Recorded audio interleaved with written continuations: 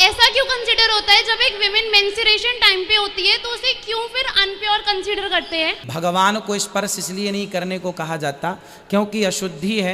आप उस समय दूर से प्रणाम कर लें, कथाएं सुन लें, भगवान को टच नहीं करते, दूर से प्रणाम कर लें, मानसिक पूजा कर लें।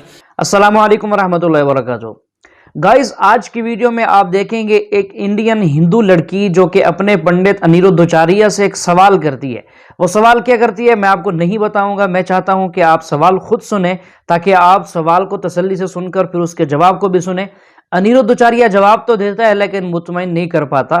फिर उसके बाद उस सवाल का जवाब देंगे अगली वीडियो में डॉक्टर जाकिर नाइक साहब, वो आपको मुतमईन कर पाएंगे। तो गाइज, आपने वीडियो में हमारे साथ एंड तक रहना है और अगर आप नए हैं तो हमारे चैनल को सब्सक्राइब भी जरूर कीजिएगा। महाराज जी, जैसे अभी अभी आपने बताया कि अगर हम पीरियड्स में भी हैं तो भी हम तुलसी की माला धारण कर सकते हैं, तो उसके बाद ऐसा क्यों कंसीडर होता है जब एक विमेन मेंस्ट्रुएशन टाइम पे होती है तो उसे क्यों फिर अनप्योर कंसीडर करते हैं? जबकि जो हमारी माता रानी है वो खुद भी तो एक फीमेल है और जब वो अपने आसन पे होती है और जब वो सबको इक्वालिटी से ट्रीट करती हैं तो लोग क्यों फिर उस समय इनइक्वालिटी से ट्रीट करते हैं इस कंटेक्स्ट में?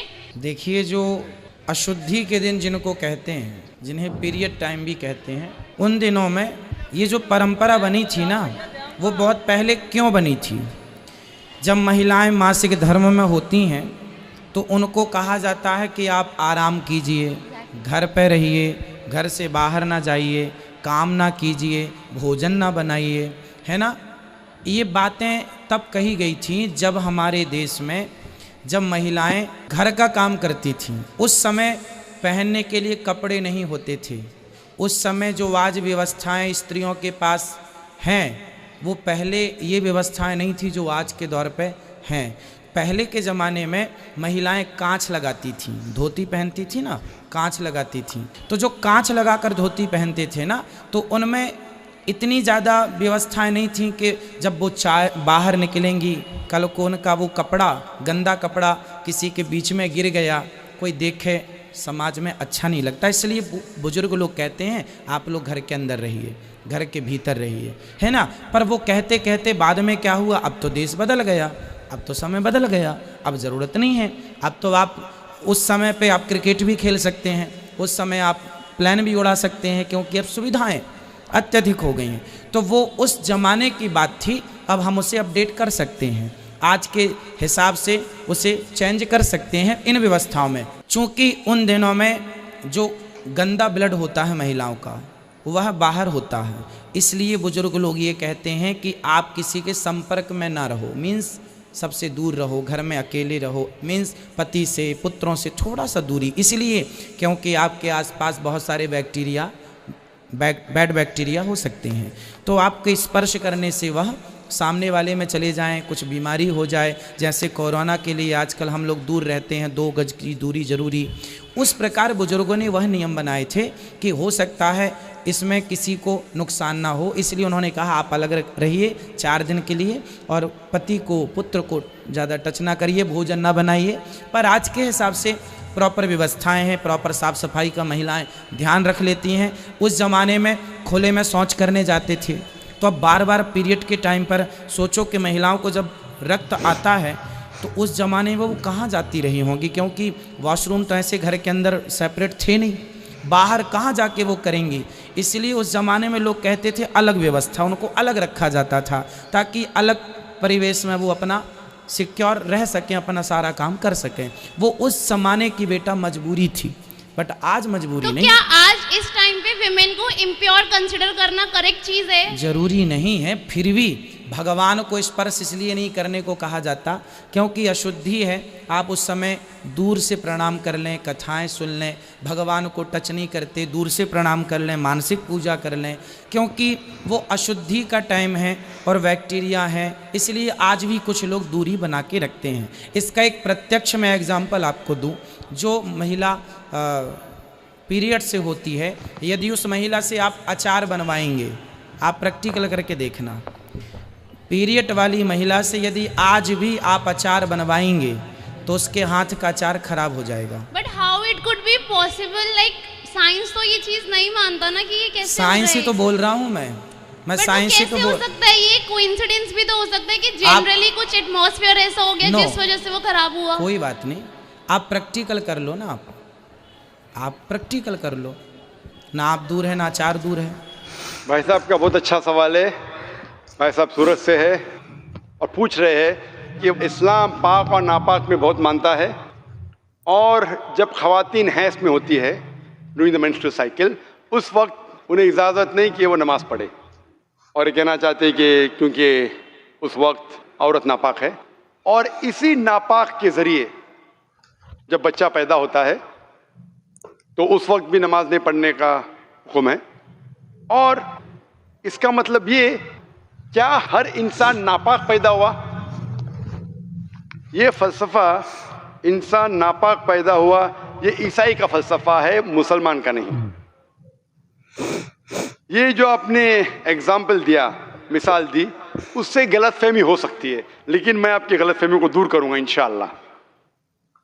क्योंकि मेडिकल डॉक्टर हूं, मैं जानता हूं कि औरत जब हैज़ के वक्त होती है during the menstrual cycles, there are various psychological changes, जो दिमाग की तो चेंजेस होते psychological, many physiological changes take place.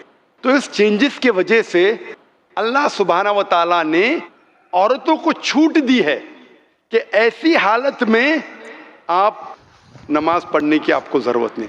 छूट है, छूट मतलब कंसेशन। तो जब किसी आदमी को या औरत को कंसेशन दी जाती, उसका मतलब नहीं कि ये उसे जलील कर रहा है, समझ रहे अपना। तो छूट दी जाती कि आप इस वक्त जब हैज़ की हालत में आपको नमाज पढ़ने की जरूरत नहीं है, समझ रहे अपना। तो उसी तरीके से ये कहना कि इंसान नापाक पैदा हो बिल्कुल गलत है, क्योंकि अल्लाह के रसूल की हदीस भी है, हम जब पैदा हुए, जो कुरान की आयत है, हम पैदा हुए मनी से, semen, ovum as well as sperm, मिलके जाइगोट हो जाता है। इसको हिंदी में क्या कहते हैं, उर्दू में क्या कहते हैं, जरा मेडिकल जो स्टडीज किया मैं अंग्रेजी में किया हूँ। तो mean sperm and ovum meet, it's called as zygote. आप समझे ना। तो उसका मतलब हमें जब मनी निकलती है हमें नहाना फर्ज है, लेकिन उसका मतलब ये नहीं कि मनी नापाक है। हम जब हम बिस्तरी करते हैं, जो जहनी हालत होती है वगैरह, उसके वजह से नहाना जरूरी है नमाज पढ़ने के पहले। उसका मतलब ये नहीं कि मनी नापाक है। कुरान और हदीस में कहीं भी नहीं लिखा है कि मनी नापाक है, लेकिन अक्सर लोग गैर मुसलमान भी समझते कि मनी नापाक है। मनी नापाक नहीं है। एक हदीस अल्लाह के रसूल की कि एक शख्स हम बिस्तरी करने के बाद वो मनी कपड़े पे गिर जाती है, तो अल्लाह के रसूल ने कहा कि उस मनी को खींचो, मतलब वो जब ड्राई हो जाता है उसे निकाल दो, बस काफी है। तो ये कहना कि मनी नापाक है, ये हमारी गलतफहमी है। मनी नापाक है ही नहीं, क्योंकि मनी से हम पैदा होते हैं। तो इसी तरीके से ये सोचना कि इंसान नापाक पैदा हुआ बिल्कुल गलत है, ये ईसाई की सोच है। Man is born in sin, human being. तो अल्हम्दुलिल्लाह जो कुरान की आयत है, मिन मन युमना, एक स्पर्म से पैदा हुए, और कई जगह लगा कि हम मिक्स्ड फ्लूइड से, सूरह इंसान सूरह नंबर 76 वर्स नंबर 2 में, कि हमने इंसान को बनाया है अमशाज से, मतलब मिक्स्ड फ्लूइड से।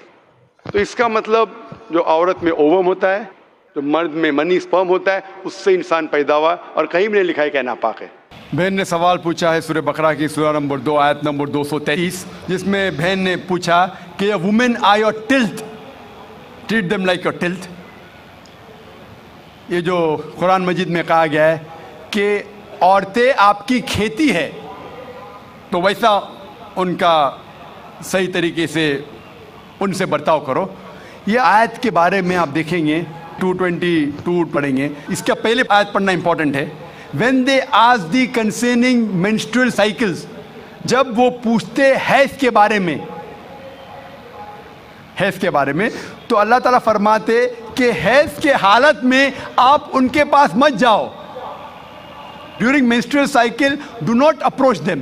क्यों? क्योंकि हैज़ के हालत में जब खून बहता है, आज की मेडिकल साइंस कहती है कि चांसेस है जब आप उनके पास जाएंगे इस हालत में तो औरतों को तकलीफ होगी।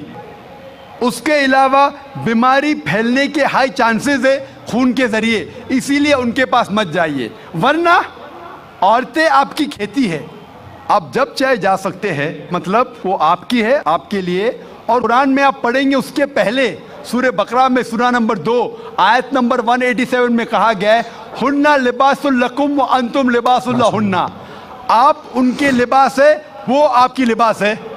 मतलब आपकी बीवियां आपके लिबास है और आप अपनी बीवियों के लिबास है। लिबास का मतलब गारमेंट्स। मेन मकसद है लिबास का कवर करना, प्रोटेक्ट करना, छुपाना, ब्यूटीफाई करना, ये काम है मियाँ बीवी का। तो ये आयत में जो कहा गया है, menstrual cycle, don't approach them and they are your tilth, treat them as you can. और इसके और कई मानी हैं जो medically we can prove. A land, जब हल चलाते हैं तो हल चलाने के लिए आपको पता है कि बैल के पीछे एक सख्त चीज़ होती है, लकड़ी। उस तरीके से आप, there are various different meaning that be careful. जो ज़मीन रहती है, it is very soft, the soil is soft. संभाल के आप ट्रीट कीजिए, संभाल के उनके पास अप्रोच कीजिए। तो कई माने हैं, कई तफसीर है, ताकि आप औरतों को ख्याल रखें और उनके साथ अच्छे तौर तरीके से पेश आइए। Hope that answers the question.